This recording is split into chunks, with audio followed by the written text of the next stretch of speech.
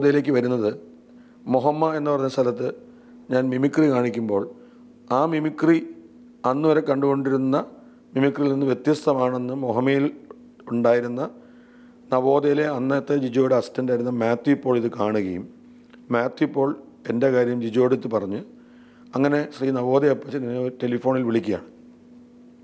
വിളിച്ചിട്ട് ഞാൻ ആലപ്പുഴ ചെല്ലുന്നു. എന്നിട്ട് ഞാൻ യൂണിവേഴ്സിറ്റി കോളേജിൽ പഠിക്കുന്ന കാലഘട്ടത്തിലാണ്. അപ്പോൾ ഞാൻ എങ്ങനെയാണ് ഈ മിമിക്രിയിലെ കാര്യങ്ങൾ ഉണ്ടാക്കുന്നത്, എഴുതുമോ, ഞാൻ റൈറ്ററാണോ, എങ്ങനെയാണ് നിങ്ങൾ ഇംപ്രവൈസ് ചെയ്യുന്നത് എന്ന് ചോദിച്ചിട്ടാണ് ഞാൻ മൈഡിയ കുട്ടിച്ചാത്തിൻ്റെ ആരംഭകാലം മുതൽ എന്നെ അവിടെ അസിസ്റ്റൻ്റ് ഡയറക്ടർ ആക്കുന്നത്. അപ്പോൾ എന്നെ സത്യത്തിൽ യൂണിവേഴ്സിറ്റി കോളേജിൽ പഠിച്ചുകൊണ്ടിരുന്ന എന്നെ ഇങ്ങനെ ഒരു പ്രൊഡക്ഷൻ ഹൗസ് ഒന്ന് പിക്ക് ചെയ്തുകൊണ്ട് പോകുമായിരുന്നു. പ്രത്യക്ഷത്തിൽ അപ്പ് ആൻഡ് ഡൗൺ എന്ന് പറയുന്നത് ഒരു ലിഫ്റ്റിലാണ് ഈ സിനിമ മുഴുവൻ നടക്കുന്നത്. അപ്പം അതിൻ്റെ മൂവ്മെൻറ്റുമായിട്ട് അതിന് ഒരു കണക്ഷൻ ഉണ്ടെന്നുള്ള സത്യമാണ്. പക്ഷെ ഇതിനകത്ത് ഉണ്ടായിരിക്കുന്ന 9 കഥാപാത്രങ്ങളുടെ ജീവിതത്തിൻ്റെ അപ്പ് ആൻഡ് ഡൗണുമാണ് ഈ സിനിമ. കൂടാതെ ഒരു സമൂഹത്തിൻ്റെ, അതായത് കേരളത്തിൽ ഒരു നമ്മൾ ആലോചിക്കേണ്ട അല്ലെങ്കിൽ നമ്മൾ മനഃപൂർവ്വം ഒഴിവാക്കപ്പെടുന്ന പല റിലേഷൻഷിപ്പുകളും അല്ലെ മനുഷ്യത്വങ്ങളും അല്ലെ മനുഷ്യർ തമ്മിലുള്ള ബന്ധങ്ങളെയൊക്കെ കുറിച്ചിട്ടുള്ള ഒരു ചർച്ചയും ഈ സിനിമയിലുണ്ട്. അപ്പോൾ അതിനകത്തും ഒരു അപ്പ് ആൻഡ് ഡൗൺ ഉണ്ട്. അപ്പോൾ അതുകൊണ്ടാണ് ഈ അപ്പ് ആൻഡ് ഡൗണിൻ്റെ ഒരു ബൈലൈനായിട്ട് ഞങ്ങൾ മുകളിൽ ഒരാളുണ്ട് എന്ന് എഴുതി ചേർത്തത്. കാര്യം ഈ സിനിമയ്ക്കകത്ത് വെറും ഒരു ഫിക്ഷൻ അപ്പുറത്ത് ഒരു പക്ഷേ ഈ 9 കഥാപാത്രങ്ങളിൽ നിന്നും പലർക്കും ഐഡൻറ്റിഫൈ ചെയ്യുന്ന അവരുടെ ജീവിതവുമായി വളരെ അടുത്ത ബന്ധമുണ്ട് എന്നുള്ളതാണ്. ഈ 9 ജീവിതങ്ങൾ എന്ന് പറയുന്ന 9 കഥാപാത്രങ്ങളോട് നമ്മൾ പറയുന്നത് പല പ്രോട്ടോടൈപ്പ് ക്യാരക്ടേഴ്സാണ്. ഇതിനകത്തെ ഒരു കമ്മീഷണറായിട്ട് വരുന്ന ഒരു ക്യാരക്ടർ ഉണ്ടെങ്കിൽ അതൊരു പ്രോട്ടോടൈപ്പാണ്. അത്തരത്തിൽ മറ്റ് ഒരു സമൂഹത്തിൽ കുറേയധികം കഥാപാത്രങ്ങൾ ഉണ്ടാവാം. അല്ലെങ്കിൽ അതിൽ വരുന്ന ലിഫ്റ്റ് ഓപ്പറേറ്ററുടെ കഥാപാത്രം, ഇന്ദ്രജിത്ത് ചെയ്യുന്ന കഥാപാത്രം, മേഘന ചെയ്യുന്ന കഥാപാത്രം, രമ്യ നമ്പീശൻ ചെയ്യുന്നത്, ഇതെല്ലാം പ്രോട്ടോടൈപ്സായിട്ടാണ് നമ്മൾ വർക്ക് ചെയ്യുന്നത്. ഇതിനകത്ത് ഗണേഷ് കുമാറിൻ്റെ മകൻ അഭിനയിക്കുന്ന കൊച്ചുകുട്ടിയുടെ കഥാപാത്രം പോലും ഒരു പ്രോട്ടോടൈപ്പ് നമുക്ക് പറയാൻ പറ്റും. ലിഫ്റ്റ് വേണമെങ്കിൽ ഇതിനകത്തൊരു മേജർ ക്യാരക്ടറായിട്ട് നമുക്ക് പറയാം. After A point of time ഒരു ഘട്ടം കഴിഞ്ഞാൽ ലിഫ്റ്റും ഇതിനകത്ത് മനുഷ്യരെ പോലെ ബിഹേവ് ചെയ്യുന്നുണ്ട്. അതിനും എക്സ്പ്രഷൻസ് ഉണ്ട്. അതിൻ്റെ എക്സ്പ്രഷൻസ് അത് കറക്റ്റ് സമയത്ത് അത് പറയുന്നുണ്ട്, അല്ലെങ്കിൽ അത് ചില കാര്യങ്ങളോട് പ്രതികരിക്കുന്നുണ്ട്. അപ്പം ഒരു ഘട്ടം കഴിയുമ്പോൾ എനിക്ക് തോന്നുന്നു ലിഫ്റ്റും ഇതിനകത്തെ 10ാമത്തെ കഥാപാത്രമായി മാറുന്നു എന്ന് എനിക്ക് തോന്നുന്നു. 2 രീതിയിലാണ് ഈ കഥ ഉണ്ടാകാനുള്ള കാരണം. ഒന്ന്, നമ്മളൊരിക്കൽ ലിഫ്റ്റിൽ കുടുങ്ങി എന്നുള്ളതാണ്.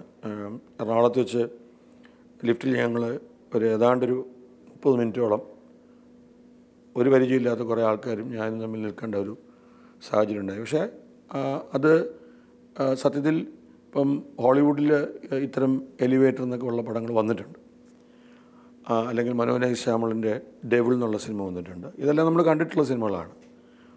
അപ്പോൾ അന്നൊന്നും ഇങ്ങനൊരു കഥയെപ്പറ്റി ഞാൻ ആലോചിച്ചിരുന്നില്ല. അങ്ങനൊരു അനുഭവം ഉണ്ടായിരുന്നു എന്നുള്ളതേ ഉള്ളൂ.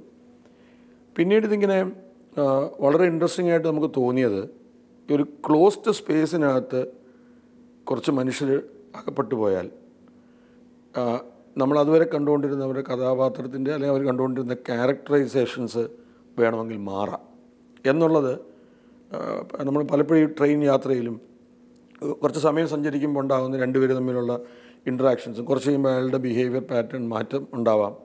അപ്പോൾ അത്തരത്തിലൊരു ചർച്ചയിലൂടെയാണ് ഈ ലിഫ്റ്റിലേക്ക് എത്താൻ കാര്യം ലിഫ്റ്റിനൊരു വലിയ ഇൻട്രസ്റ്റിംഗ് ആസ്പെക്റ്റ് ഉള്ളത്. ഒന്ന്, ഇന്നിപ്പോൾ സാധാരണ മിക്കവാറും ഉള്ള പലരുടെയും ജീവിതവുമായി ഇതിന് അധികം ബന്ധമുണ്ട്. ഒരു ഉദ്യോഗസ്ഥൻ ആണെങ്കിൽ അയാൾക്ക് ലിഫ്റ്റിൽ കയറി മുകളിൽ പോകേണ്ടി വരുമായിരിക്കാം. അല്ലെങ്കിൽ ഒരു അപ്പാർട്ട്മെൻറ്റിൽ താമസിക്കുന്ന ആൾക്ക് ഇത് അൺഅവോയ്ഡബിളാണ്. ഒരു മരണം കഴിഞ്ഞാൽ ലിഫ്റ്റില്ലാതെ ഡെഡ് ബോഡി താഴോട്ട് എടുക്കാൻ പറ്റത്തില്ല. ഇതൊരു നമ്മൾ പണ്ട് AC വീട്ടിൽ ഒരു ലക്ഷറി ആയിരുന്നു എന്ന് പറഞ്ഞ പോലെ അതൊക്കെ മാറിയിട്ട് കാലം മാറിയല്ലോ എന്ന് പറഞ്ഞ പോലെ ഇതൊരു മോഡ് ഓഫ് ട്രാൻസ്പോർട്ടായി മാറി. അപ്പോൾ ജീവിതത്തിൻ്റെ ഒരു യാത്രക്കിടയിൽ ഒരു കാറിൽ നിന്നിറങ്ങിയാൽ ചിലപ്പോൾ ഒരു ലിഫ്റ്റിലൂടെയുള്ള യാത്രയിൽ മറ്റൊരു ഡെസ്റ്റിനേഷനിൽ എത്തുന്നുള്ളതാണ്. അപ്പോൾ ഇത്തരം കുറേ കാര്യങ്ങളും പിന്നെ ഇതിൻ്റെ ഒരു dynamics as A film maker എനിക്കുള്ള ചലഞ്ചസും വളരെ കൂടുതലാണ്. ഒരു ബോക്സിനകത്ത് എല്ലാ ഭിത്തികളും ഒരുപോലെ ഇരിക്കുന്ന ഒരു ബോക്സിനകത്ത് ക്യാമറകൾ എങ്ങോട്ട് വെച്ചാലും ബാക്ക്ഗ്രൗണ്ട് ഒരുപോലെ ഇരിക്കുന്ന ഒരു ഇതിൽ ഈ 9 കഥാപാത്രങ്ങളെ വെച്ചൊരു സിനിമ ചെയ്യുക എന്നുള്ളത് ഒരു ഡയറക്ടോറിയലൊരു വളരെ ചലഞ്ചിങ് ആയിട്ട് തോന്നി.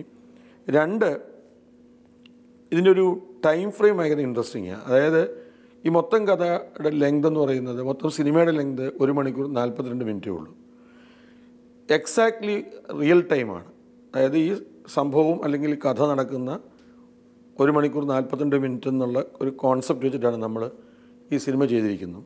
അപ്പോൾ അത് ആ സിനിമ ആ ടൈം ഫ്രെയിമിനകത്ത് നിർത്താനുള്ള ഒരു സ്ക്രീൻ പ്ലേയുടെ ഒരു ക്രാഫ്റ്റ്. പിന്നെ ഡയറക്ടർ എന്നുള്ള രീതിക്ക് എനിക്കുള്ള വലിയ ചലഞ്ച് എന്ന് പറയുന്നത് ഈ കഥാപാത്രങ്ങളെ പ്രോപ്പറായിട്ട് ഹാൻഡിൽ ചെയ്യുക എന്നുള്ളതാണ്. കാര്യം അവർക്ക് ഡിസ്ട്രാക്ഷൻസ് പാടില്ല. പതുക്കെ ഗ്രോത്ത് ഉണ്ടാവണം. പതുക്കെ അവരുടെ ക്യാരക്ടറിൻ്റെ ഇൻവോൾവ്മെൻറ്റ്, അവരുടെ എക്സ്പ്രഷൻസ്, ഇതെല്ലാം ഒരു ഗ്രാജുവൽ ഗ്രോത്തിലൂടെയാണ് ഈ സിനിമ കൊണ്ടുപോകേണ്ടത്.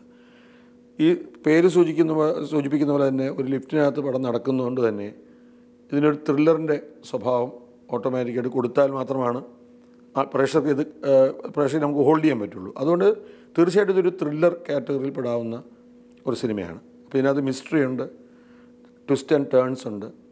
ഇതെല്ലാം ഇങ്ങനൊരു സ്പേസിൽ ചെയ്യുമ്പോൾ കുറച്ചുകൂടി ഇൻട്രസ്റ്റിംഗ് ആകുമെന്ന് എനിക്ക് തോന്നി.